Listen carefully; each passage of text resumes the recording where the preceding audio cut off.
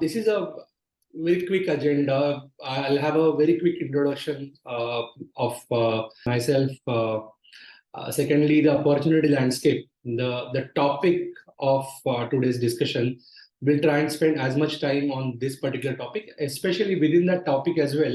Though my attempt is to paint a picture of all the opportunities possible, the relevant opportunities for you, which is the expert entry point in consulting firms, right, is something that we would like to spend more time on. Third is how to prepare.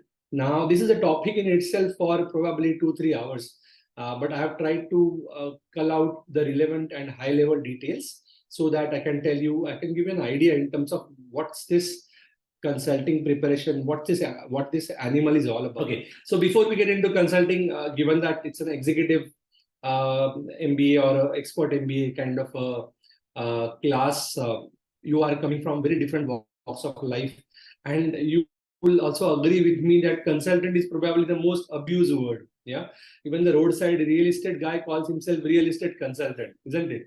And why not? To be very honest, if you see communication theory, then consulting is purely basically collaborative problem solving. So whoever does collaborative problem solving is a consultant, right?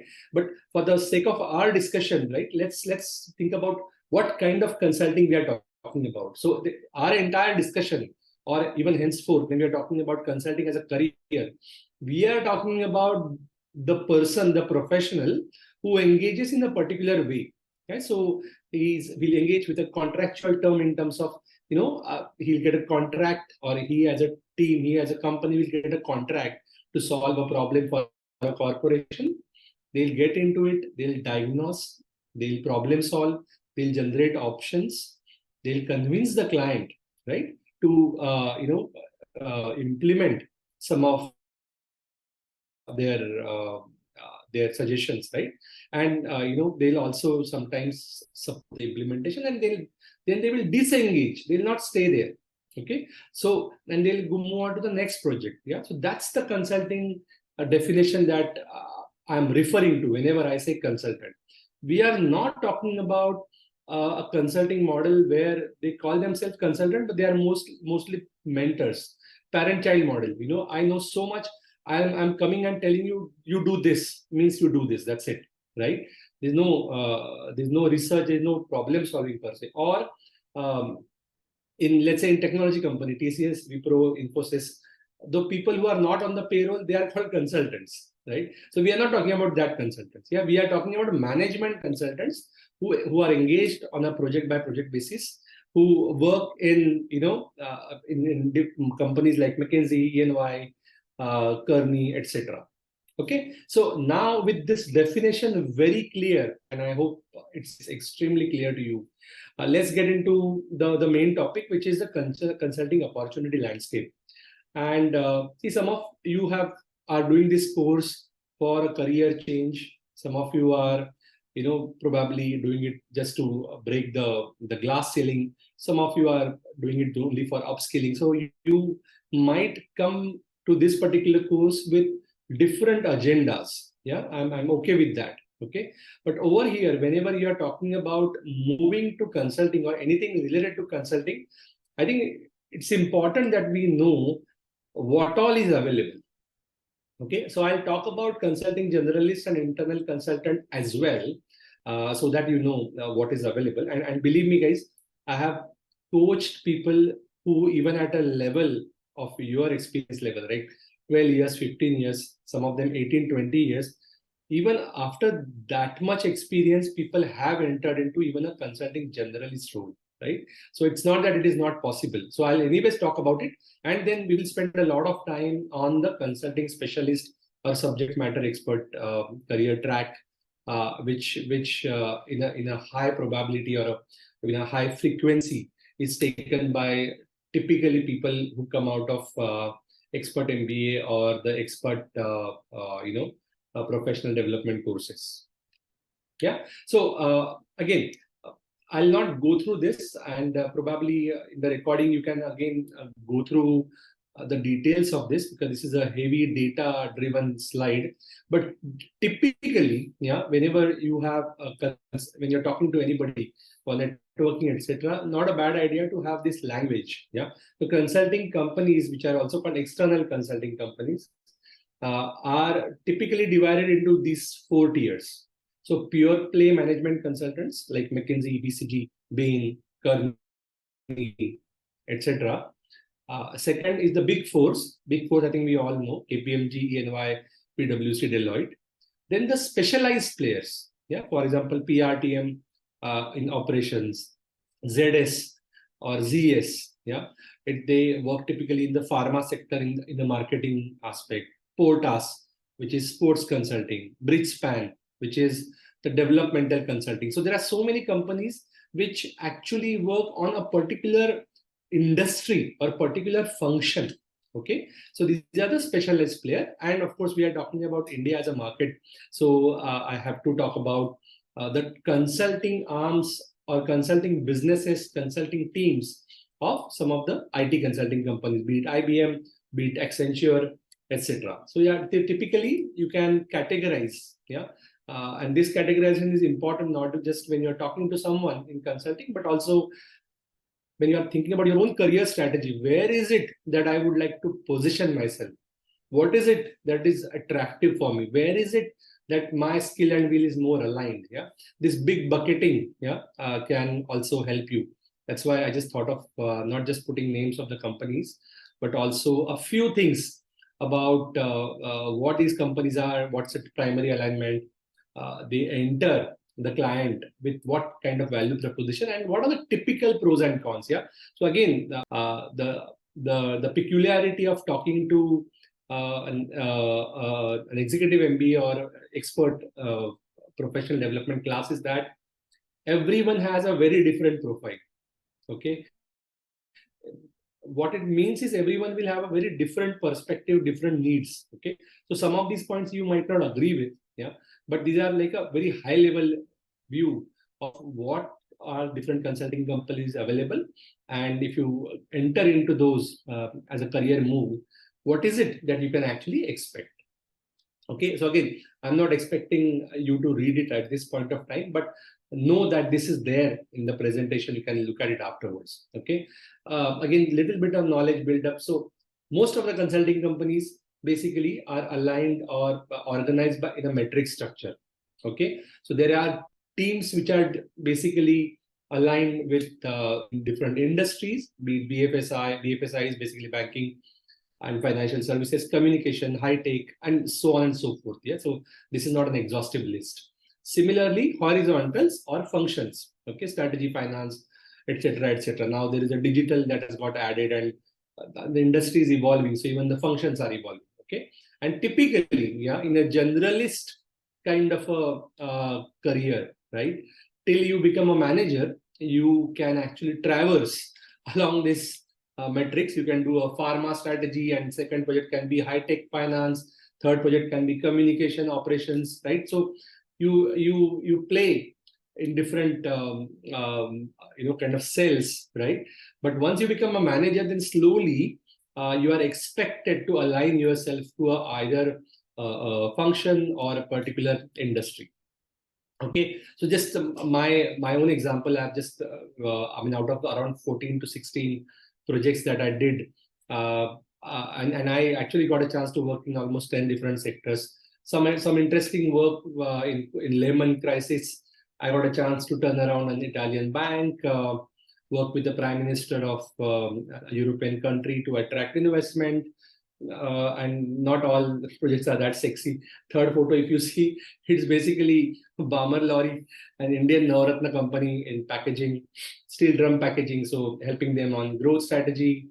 I'm purposely, kind of hiding the half the face of this host. You already know who this guy is. So helping this company to improve profits and convincing these guys that, not just breaking news, but profitability is also important. So a lot of different kind of work I got a I got a chance to work on and really kind of traverse that metric, not just industry sectors, but also some of the geographies. Okay, but this is the typical career path that you can think about of a generalist consultant. So typical MBA entry point is either analyst or consultant. In India, we still have analyst entry points because some of the MBAs in India are almost freshers. Yeah, so typical, people will do engineering or bachelor's. They'll prepare for CAT, MBA, and out of MBA directly they want to get into consulting, right? So those are hired sometimes at analyst level 3, 2, 3, etc. So when we talk about analyst, consultant, manager, senior manager, partner, couple of things I would like you to take a note of, right?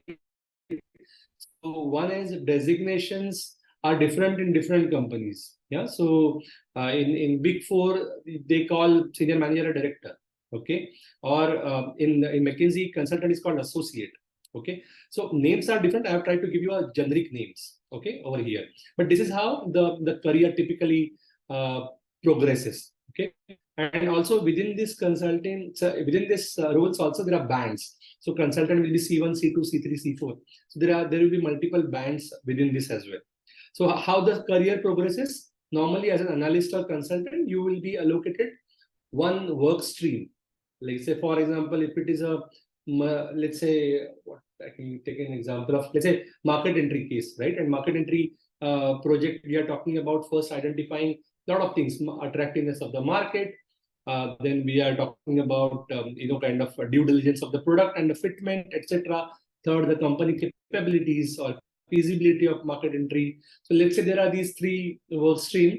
Then the manager plus 3 project will mean 3 work stream. Each work stream will be allocated to a consultant or analyst, right? And the project will be managed by a manager who will be a full-time senior most resource at the client side. Okay, so as a consultant or analyst, you will be taking a ownership of a particular work stream. Yeah, as a manager, you will have a ownership of the entire project. As you become senior manager, or in McKinsey, it's called principal. Then you will start owning not just one project, yeah, but a lot of time multiple projects, yeah, or a client or type of clients. Again, it depends on the size, scope, etc. But generally, your responsibility will increase. And of course, as a partner, you will typically focus on a particular industry, a function, and then within that function or industry, you will have multiple clients under you. Okay, so this is how it grows. And though we are saying that the fastest I've seen anybody to grow from analyst to partner is around 7 to 8 years. That's still a record in McKinsey.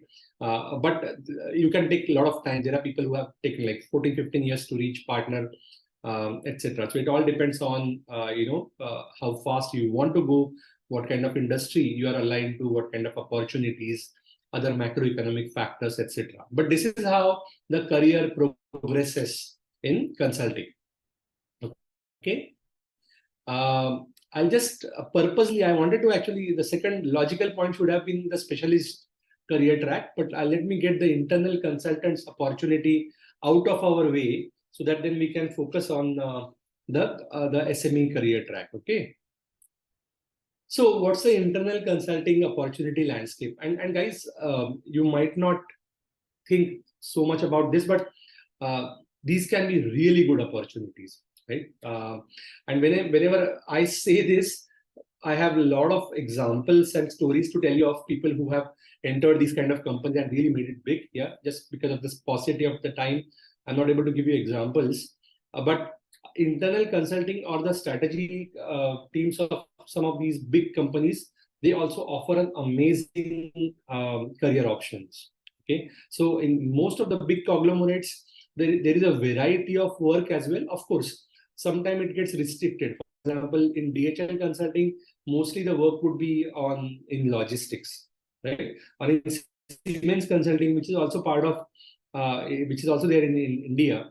You will typically not work on like retail projects or customer-facing industries because Siemens, it's not Siemens forte, right? But otherwise, you get a lot of variety. You get to work on strategy pieces, finance pieces. So very good exposure you get in these kind of projects as well, right? And of course, then there is an overlap where there are companies like Schlumberger where there is a consulting team which works not only on Schlumberger internal project but also externally there. Or in Tata also you have Tata Strategic Management Group, TSMG, which works on Tata projects and also helps other companies. In fact, Siemens also has a company called Siemens Advanta, which works on Siemens projects and also on other consulting, other clients. So what I'm trying to tell you is don't write these companies off, especially given your tenure, because with your tenure, your expertise, you actually can directly start adding value if you align yourself to a industry specific consulting arm. Okay, we'll talk about that a little bit later. Another thing is the strategy roles in corporates itself, right? So we normally don't see it in through this lens, but what I've seen over the last 5-7 years is India market is opening up, and a lot of best practices which are there in the global markets, but were not as much there in India market. Now they are available in India market as well, right? So a lot of big companies now have business strategy teams. Yeah, a lot of big companies have M&A corporate strategy teams. Yeah, executive assistant. So I'm sure you would have heard about stories, especially when the IIM placements happen. We know executive assistants who have got insane amount of salary, or some very senior people working as executive assistants to some of the who's and who's of the industry. So that is also a role, wherein there's a lot of strategy work, and of course there is some work along with the executive himself. Yeah, but there's a component of strategy work over there as well, right? So again, even these kind of roles, right, are the strategy roles. And another reason I'm including this, guys, is from the perspective of also career strategy. Okay, so for some people, the consulting role directly right now might not happen in a one single step. Okay, but if that doesn't happen, then you have two options. One is then forget about it and take something which is like completely different. So, for example, one of my friend who did not make it to McKinsey BCG, he took a business development function. Another friend got into product management, and now they're in a completely different track. Okay, but then there are people who say, okay, great. I mean, I couldn't get into McKinsey BCG for various reasons, right? It's not just about the ability to prepare, but also probably the timing, right? But let me stay in the vicinity so that, my next role adds up to my profile. Yeah. And then after 2 years, 3 years, 4 years, yeah, I can make an even better claim at that job. If you're thinking from that perspective, then also these kind of roles, yeah, can add a significant value, especially if you are coming from a function which is much more hands-on. Yeah, so the factory or operation functions, right? And you want exposure to the strategy kind of roles. Yeah, and this can be a very good stepping stone in your career. And I know you might be already having a lot of thoughts about it. So these are some of the concerns that I see very senior people raising when we talk about internal consulting roles, right? So one is advantage. They also recognize that entry into strategy domain, first step towards goal is all good. Exposure to project-based analytical work, access to top leadership, all these are advantages. Yeah. But sometimes the concern is, will it be just a paper pusher rule, right? So see, and it's all about the kind of company that you choose and the company's culture.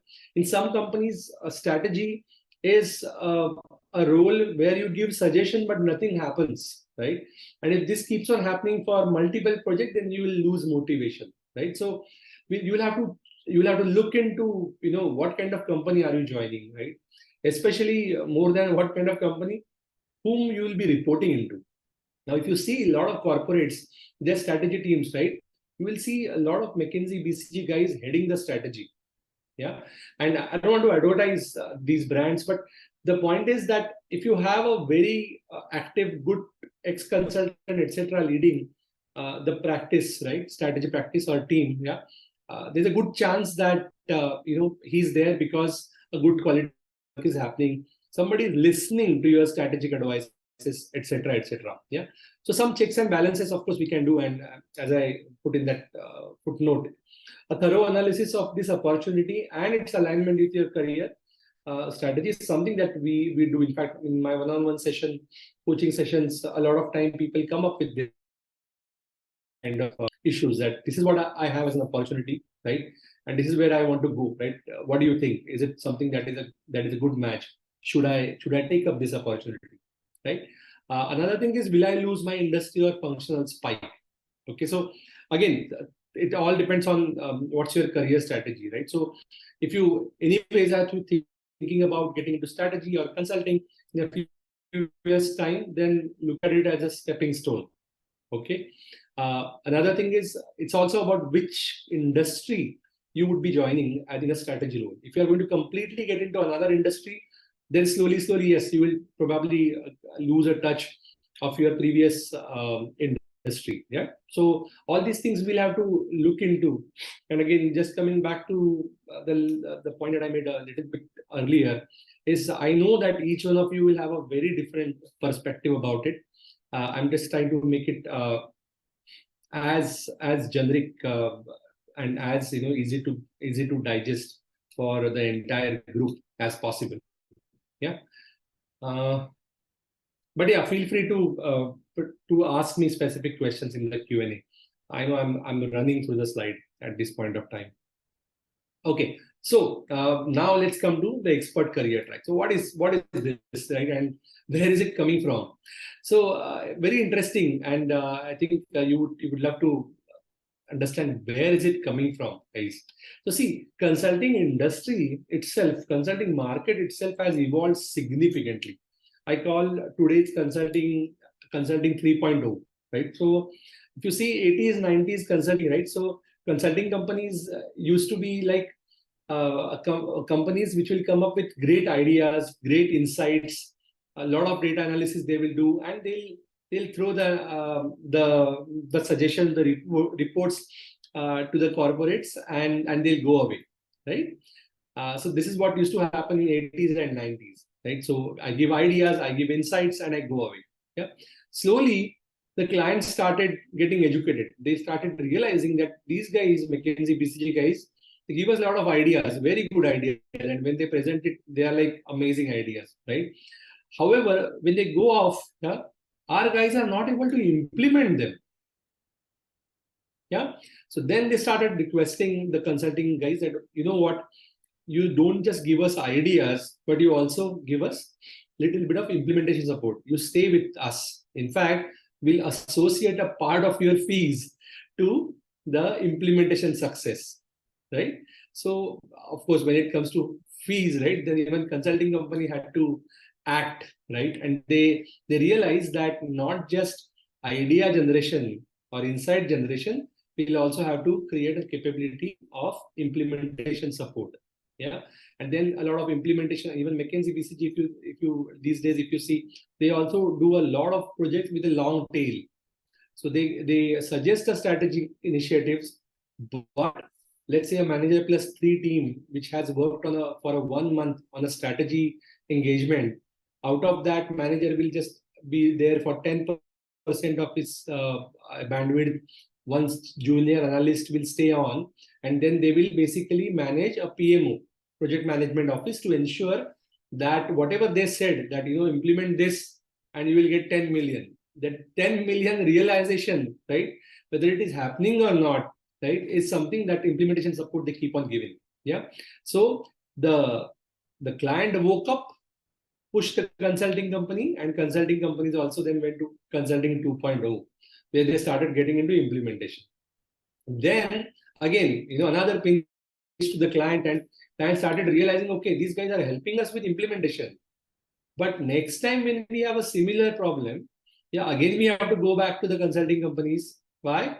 Because they are not actually building our team's capability to solve problem. They solve problem for us all the time, and then they go away. Yeah. So again, the same thing happened. The consulting companies were pushed to not only do strategy, implementation support, but also capability building before they exit the project. Yeah, guys, if you have realized that over the time, as the nature of consulting work changed, consulting companies realized that 80s and 90s, we were just looking for a high IQ, high horsepower individual to be a consultant. Yeah, but now the clients are asking for much deeper insight, much people oriented, people aligned work, right? And as a result, we need to have people with us who are not just generalist and good problem solver, but who are expert and can kind of sit in the meeting with the client CEO and discuss on the domain, on the industry as well. So as this industry progressed, yeah, the percentage of consulting office strength, which is the expert, which is industry people, professional, yeah, it actually kept on increasing. And now if you see some of the offices in some geographies like US, in Germany, which are the most developed markets for consulting, they have more than 30% of their office is full of specialist consultants. Yeah, so this particular trend has picked up amazingly. So, what are the key areas of differentiation between these two career tracks? Generalist career track that we discussed at the start, and the specialist career track. See, as a generalist career track, as I said, you need to be generalist till the level of manager. Then slowly, a specialization is encouraged. So, as you become manager, senior manager, partner, etc. And from a perspective of your KRA or your success factors, yeah, your KRA is full delivery. Whatever you are there on the one client project, you are there full time, Monday to Thursday or Monday to Friday in some cases. Okay, and you need to deliver the client project. And then as you become principal partner, you need to also deliver the sales. But a specialist person is a very different ball game. Okay, so his key success factors are threefold: delivery, knowledge management, or knowledge development, and business development. Okay, so he or she is specialist from day one. They will be aligned or allocated to multiple projects at a time.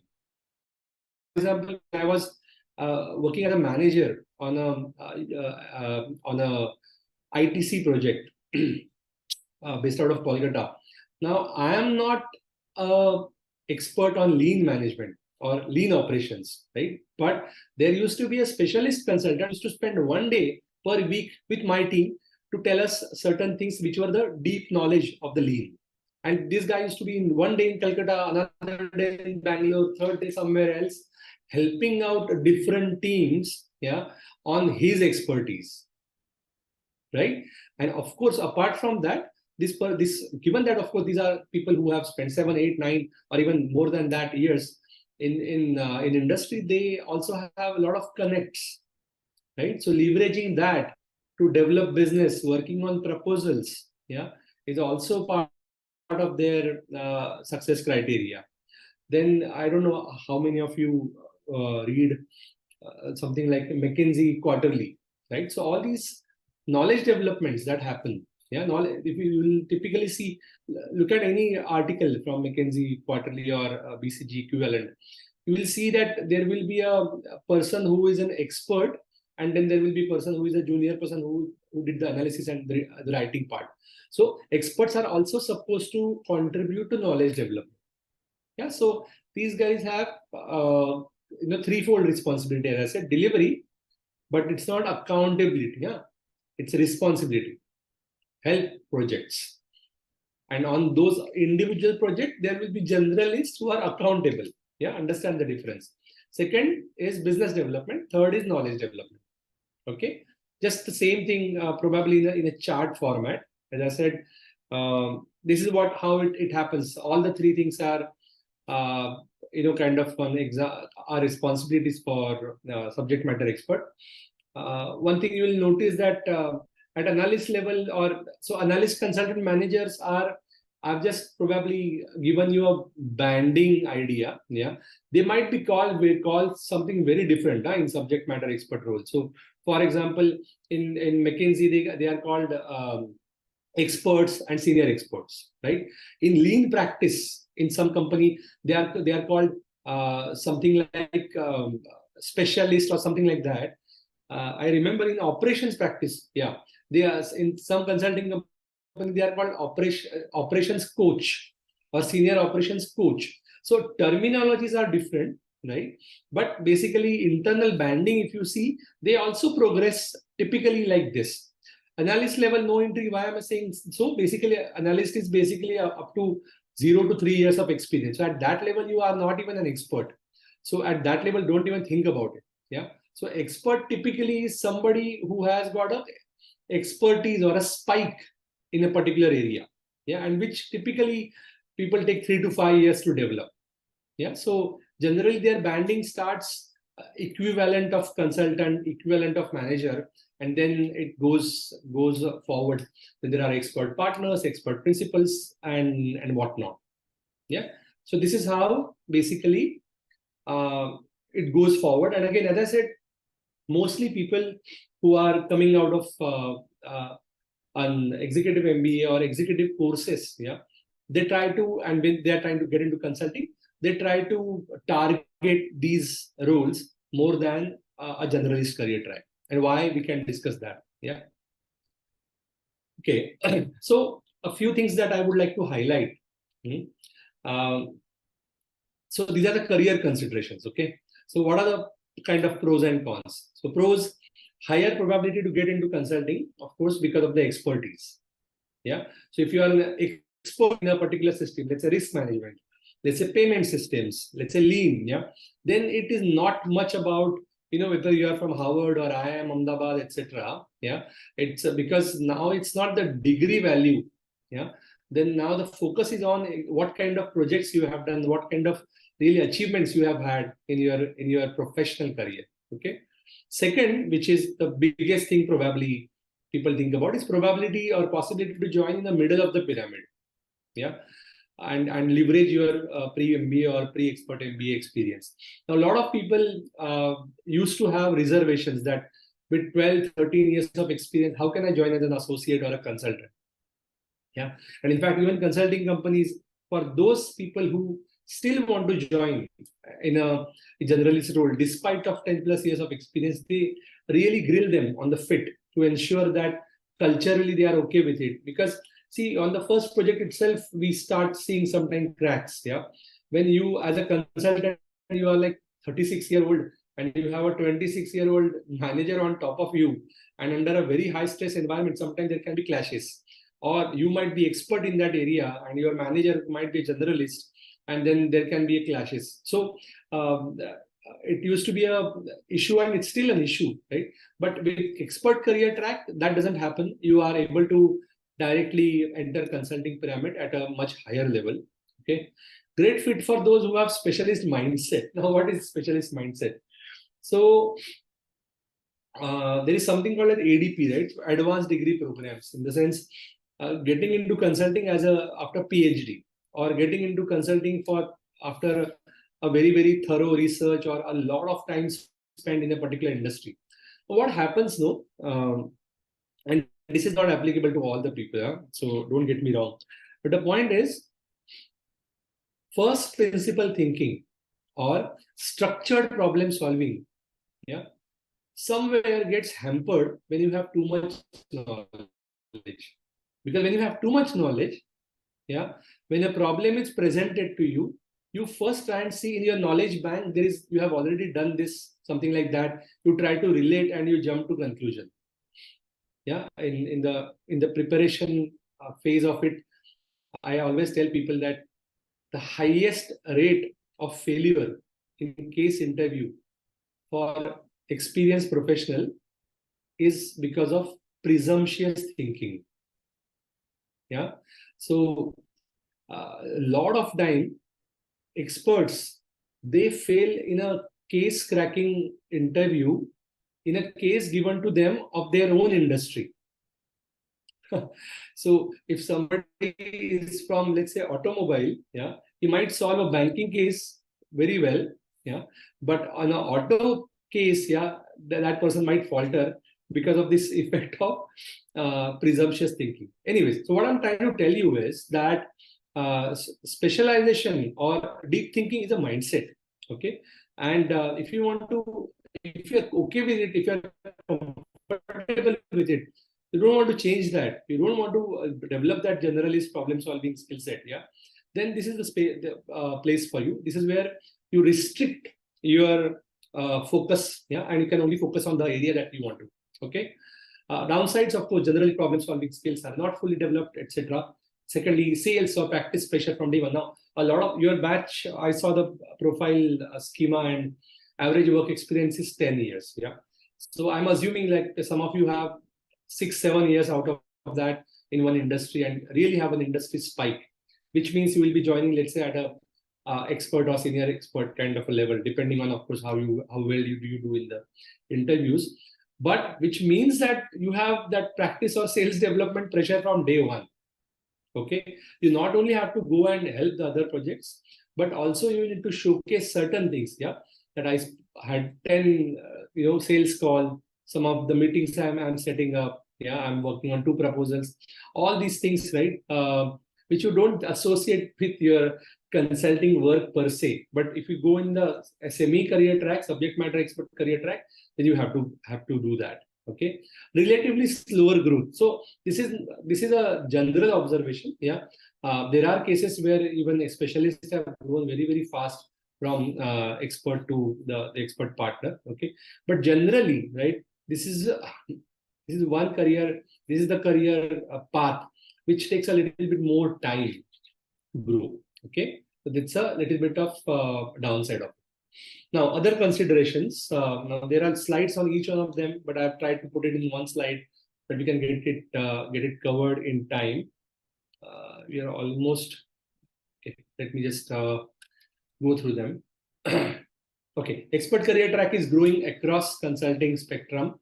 As I said, and this is the analysis on that. So a lot of people are talking about it, and be it the business volume, implementation orientation, churn in the pyramid. A lot of factors are affecting, and expert career track is growing, no doubt about it. And I see expert consultants are not typically hired on campus. Yeah, it's off campus, and it's capability, kind of the need based hiring. So if a partner knows that he has 3-4, let's say, payments processing projects in pipeline, and he doesn't have enough bandwidth of a payment expert, so which means a payment expert is needed, and hence he starts kind of searching in his own network. If not, advertisement is given, etc., etc. Yeah, and given this nature of hiring, okay, in any ways in consulting, the hiring happens through networking. I don't know anybody who has applied to McKinsey, BCG, Bain, LinkedIn, or those kind of advertisement and got the job. It never happens. You have to network with partners and principals, try to understand what is going on. Is there any need, and try and pitch yourself, right? And more so in the expert career track because of the nature of the need. Okay, highly flexible recruitment process. However, it's not very different. Huh? Even in expert career track, you have to go through case interviews, etc. But it's also urgency based. So a lot of time you will see these trends like rather than 4 to 6 interview, you might have 3 to 4 interviews. So the interview cycle is cut short. Or sometimes these days, also things which are happening is even the big companies are trying the consultants on contract basis. So they are not on the payroll. For a few months, they will take you as a on contract consultant. If you do well, then they will kind of absorb you. Salary levels, yeah, good news. An expert track is not very different from a generalist track. If you compare it band by band, it's almost same. Okay. Again, there are certain areas in of expertise which are in demand, and these are just examples, but you will only know this once you start talking to people in consulting, right? So not Now, for example, as you would already know that, for example, high tech, pharma, retail, yeah, and banking or financials, yeah, financial services. These are the four industries that hire consultants the most.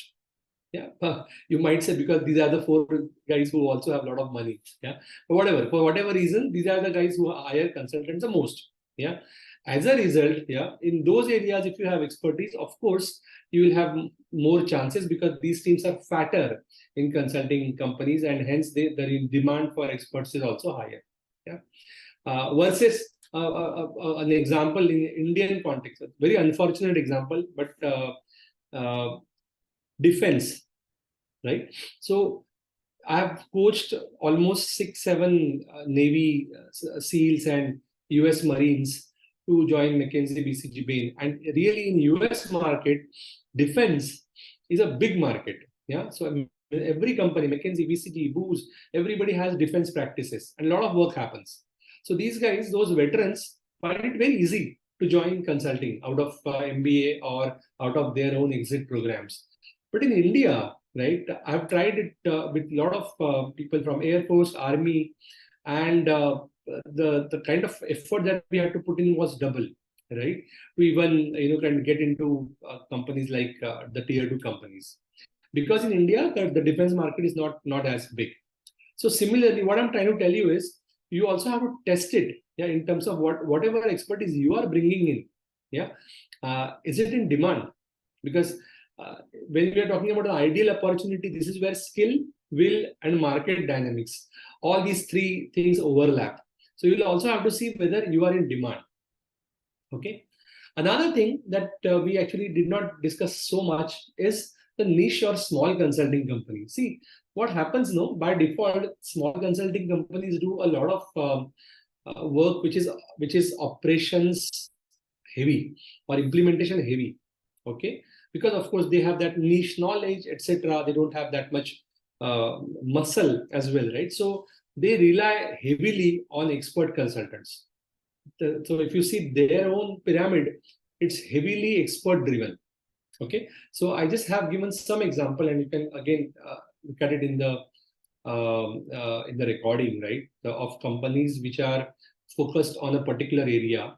Again, I'm nowhere I'm saying this is an exhaustive list, yeah, but these are the companies which focus on particular area, and you will find more uptake for expert consultants in these areas in this particular consulting companies. So you can also look at it from that perspective.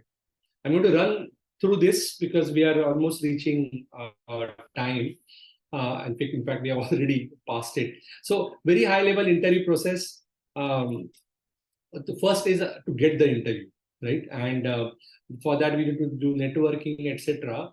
But once you have an interview call, then you need to submit CV and cover letter typically. And the skill set that is tested, yeah, is your ability to set and achieve challenging goals. I think somebody has asked me a question, high achievement, is it a prerequisite for consulting application? Yes, absolutely, right? And that is what is tested out of your CV and cover letter, mostly from the CV perspective. Cover letter is more from testing of your motivation, alignment, etc. Then once your profile gets selected, then comes the interview, where typically, depending on the company, you have 4 to 6 interviews. Every interview is 1 hour, 20 minutes on fit, and 40 minutes on business case. Business case is you are given a case like our client is, let's say, pharmaceutical company wants to enter in this particular market. They want your advice whether it's a good idea or not. Or it can be M&A, profitability, growth strategy, pricing. It can be any topic. Okay, and you are supposed to crack that case in 40 minutes. There are thousands of cases that are available on YouTube. Just write BCG first round simulation, McKinsey first round simulation. You will be able to see how it is done. In fact, I have also done a lot of webinars on real McKinsey BCG Bain cases. You can look at it on Being Consultant LinkedIn page. So these are the things which are getting tested: thinking on his feet, working independently, problem structuring. This is very, very important. This is probably the key. Okay. Then data backed or logical conclusion making, and then your ability to convince the client. So these are broadly areas which are tested. Now, for expert role, what changes? Apart from all the skills that are tested in generalist consulting, your domain expertise is also tested. How? Of course, in the profile screening, the depth of the experience, etc., academic alignment to that particular domain, etc., is tested. In the interview as well, between fit and business case, there can be a discussion on the technical aspect as well. Okay. A few other things that you can think of over here is, some of the cases will be from your industry. Yeah. Second, technical questions you should surely be expect. And lastly, sometimes there is a discussion round, yeah, in which a very senior partner can engage you in a discussion on what's happening in the industry, what are the different trends, how strong is your network, whom do you know? You say you have done work with this, do you know this guy? What exactly you did over there? So basically, it's not a case per se, but a business discussion. Yeah, so that might be added. Again, as I said, there can be same number of interviews, like 4 to 6, or in some cases there can be just 2-3 interviews. Yeah, so depending on a lot of stuff. Okay, good. So preparation process, very quickly. Again, I'll just run past it. You'll look at it afterwards. Yeah, get ready for networking. So basically, I always say don't pick up a phone and call anybody, any partner, right? Because let's say if he picks up the call or he entertains your email, yeah, they are going to ask you some hard questions, right? So a little bit of foundational preparation on a few questions, right? What's your motivation? Why should we hire you? And a few things, right? We should prepare even before you network. And some interviewers or some partners also have a tendency of asking a small problem. So a basic of case interviewing, basic of fit interviewing, we should be learning. Then you go and network and pitch. For this, we need CV and cover letter, etc. Then third part is the practice of the interview, and there are a lot of thumb rules. Some people, they said you have to crack 50, 70, 100 cases even before you can be ready for consulting interviews. In my case, in my kind of experience, even if you can do around 30-35 cases religiously, and in a particular method, yeah, then it should be good enough for you to practice it, and you can practice it amongst yourself, right? So it's not that every time you need to hire a coach for that. Then the final polishing part, where you typically, when you get an interview call and you have an interview in 7 days, 8 days, right? You need to do a little bit of performance polishing, do a mock interview to see your readiness, etc. And the last part is starting strong. So you got an offer, you are going to join, yeah, but let's ensure that you already know how consulting works, what are some of the best practices, etc., etc. You prepare for that so that you don't have to falter. Don't forget, guys, most of the big consulting companies have up or out culture. In the sense, if you are after 1 or 2 appraisals, if you are not going to progress, they'll fire you. Yeah, after doing so much investment of time and money, I'm sure you don't want to get fired in 1 year's time, right? So that's why it's very important that you also prepare your entry.